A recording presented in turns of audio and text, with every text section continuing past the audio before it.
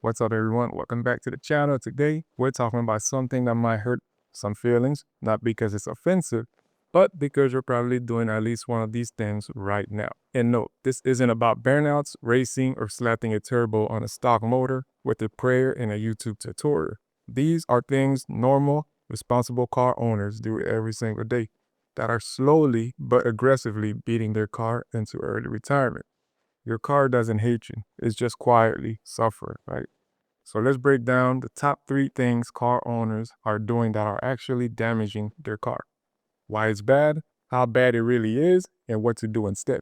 Let's get into it. Number 1, ignoring warning lights because it still drives fine. Ah, yes, the most popular automotive maintenance strategy of all time. The check engine light ignorance plan.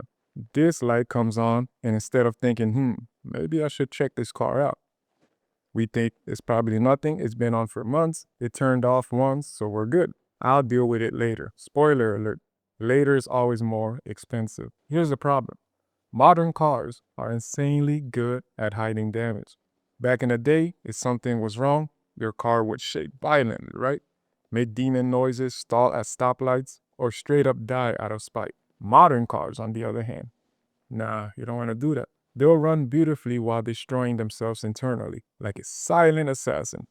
That check engine light could mean a misfire slowly melting your catalytic converter, a failing oxygen sensor dumping extra fuel, a small vacuum leak leaning out the engine, or an emission issue that's killing your MPG. And people say, but it's just a sensor. Let me tell you something. Sensors don't fail for fun. They fail because something else is wrong. And the longer you ignore it, the more parts get invited to the failure party. One bad sensor turns into 4 fuel economy, carbon buildup, damaged catalytic converter, engine damage, failed inspections, right? And a repair bill that looks like a mortgage payment. And let's not forget the other lights people love to ignore.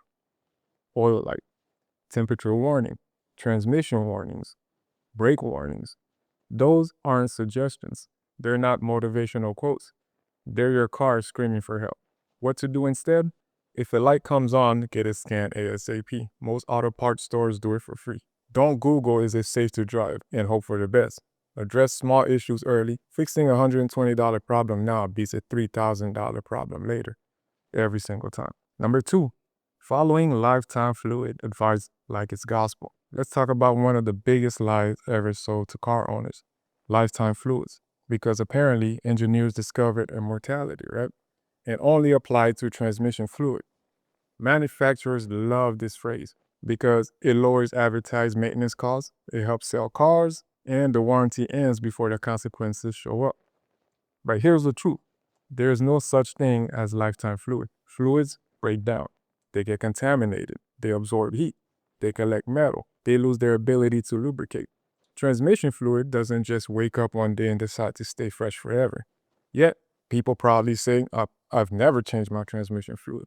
Yeah, and your transmission remembers. Automatic transmissions are basically heat, pressure, clutches. That fluid is doing everything: lubricating, cooling, cleaning, applying hydraulic pressure. When it breaks down, shifts gets harsher, clutches slip, valves stick, heat skyrockets, and once damage starts inside the transmission, listen, there's no cheap fix.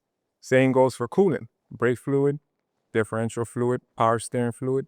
Brake fluid literally absorbs moisture over time. That moisture lowers boiling point, causes internal corrosion, ruins expensive ABS components. Coolant turns acidic. Differential fluid gets full of metal. Power steering fluid turns into burnt coffee. But because nothing else feels wrong, people ignore it until one day my transmission just went off for no reason. Oh no. There was a reason. What to do instead? Ignore lifetime claims. A good rule of thumb: transmission fluid every 40 to 60,000 miles. Coolant every 5 years or 100,000 miles. A little under is fine. Brake fluid every 2 to 3 years. Differential fluid every 50 to 60,000 miles. And if you're towing, a little bit earlier.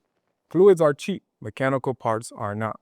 And number 3, driving like every trip is a cold start drag race. This one hurts because so many people do it daily. You hop in your car, turn the key, and immediately drive off like you're late to a Fast and Furious audition. High RPM interest, immediately, hard acceleration, full throttle within 30 seconds. Meanwhile, Your engine is ice cold and begging you to chill. Here's what most people don't understand. Cold engines have poor lubrication. Oil's thick when cold. It hasn't fully circulated. Clearances aren't ideal yet. Metal hasn't expanded.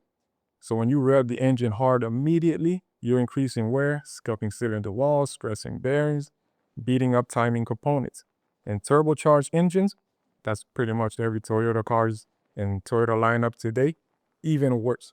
Cold oil plus turbo equals accelerated wear city. Short trips are also brutal. If your drives are 5 minutes, 2 miles long, stop and go only, your engine never fully warms up, builds condensation internally, creates sludge, never burns off moisture.